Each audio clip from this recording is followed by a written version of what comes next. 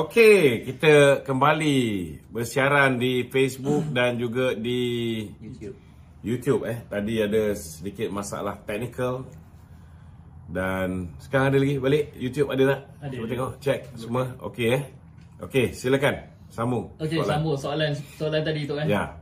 Berkenaan dengan Palestin ni ya. Okey. Anwar Ibrahim juga cakap jangan mempolitik atau memecah belahkan rakyat berkenaan dengan isu Palestin ni. Memanglah kenyataan-kenyataan yang dikeluarkan oleh setengah-setengah pemimpin pembangkang ni nampak gayanya memang cuba untuk bak kata orang tu cuba untuk mempolitikkan isu Palestin ini untuk kepentingan mereka. Mereka pun selama hari ini menggunakan isu 3R dan hari ini nampak gayanya mereka semakin terdesak selepas kegagalan demi kegagalan yang mereka kecapi di 6 buah negeri punya pilihan raya hanya menang 3. Mereka kata mereka boleh dapat 6-0. Kemudian kalah di PRK Pulai, Simpang Jeram, Pelangai Kalaupun mereka menang di Kemaman, nauzubillah min zalik, namun ianya tidak akan membuahkan sebarang perubahan. Ianya tidak boleh menukar kerajaan di peringkat pusat. Ini yang menyebabkan mereka kecewa. Nak tukar kerajaan di peringkat negeri Pahang pun gagal. Apatah lagi nak tukar kerajaan di peringkat pusat yang hari ini bukan setakat ada 2/3, lebih pula. Ada 149 sokongan untuk Yang Amat Berhormat Perdana Menteri. Mereka cuba main usaha-usaha licik daripada 1-2 orang yang kononnya masih berada dalam tu, walaupun sudah pun digantung keahlian dia cuba memancing pihak tertentu bertanyakan soalan nak memalukan Yang Amat Berhormat Perdana Menteri kononnya tak wujudlah ugutan ketika beliau menjadi Menteri Luar, tak pernah Malaysia ni menerima ugutan. Itu mungkin zaman dia dan kita pun tahu beliau ni lebih cenderung kepada Perikatan Nasional. Kita tidak ada jaminan bahawa beliau ni berkata benar. Tak ada jaminan bahawa beliau ni berkata benar. Saya tahu bahawa zaman Mahathir dulu pun pernah lantang berhubung isu Israel, isu Palestin. Mustahil dia yang pernah hidup zaman Mahathir tidak tahu bahawa Malaysia juga mungkin pernah juga menerima demarche ataupun menerima tekanan supaya kita mengubah pendirian kita. Ini bukan satu benda yang kita tak boleh jangka. Bila kita terlalu lantang, macam Datuk Seri Anwar terlalu lantang 2 minggu sebelum berlakunya peristiwa 7 Oktober, Datuk Seri Anwar dah bercakap dengan lantangnya diunggah di United Nations General Assembly, mempertahankan tentang apa yang berlaku terhadap umat Islam di Palestin dan mengecam tindakan Israel. So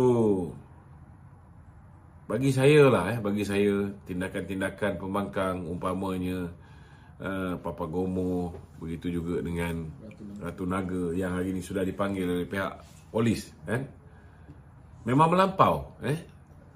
Takkanlah mereka ni terlalu naif sehingga tidak tahu bahawa gambar itu yang diupload oleh isteri oleh Benjamin Netanyahu, di mana isterinya bergambar bersama dengan pemimpin-pemimpin, isteri kepada pemimpin-pemimpin ataupun ketua-ketua negara yang menghadiri unggah. Macam mana dia nak manipulat mengatakan bahawa Datin Sri Aziza ni menyokong pula Israel. Ini sama sekali tak masuk akal lah. Inilah bukti bahawa memang pembangkang ada di antara mereka, bukan semua, yang cepat nak menggunakan sesuatu isu tu, cuba nak memburukkan imej kerajaan. Dan kita harap dalam isu Palestin ni, seperti mana yang PMX katakan, cukuplah, enough is enough.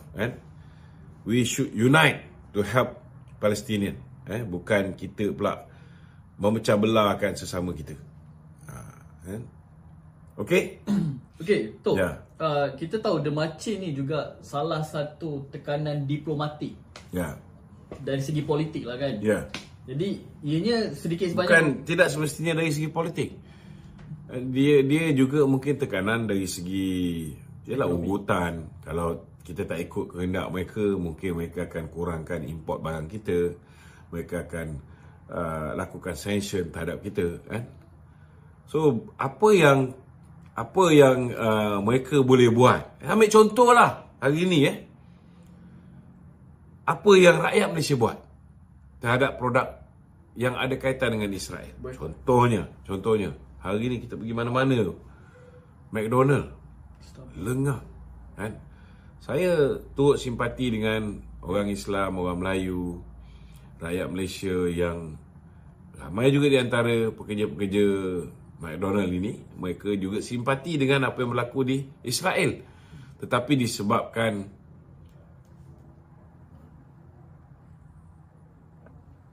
disebabkan tindakan McDonald Israel, kan, yang menaja dan menggembar-gemburkan penajaan mereka terhadap tentera-tentera Israel ini, menyebabkan hari ini teruk McDonald ni diboikot oleh umat Islam, termasuk Starbucks.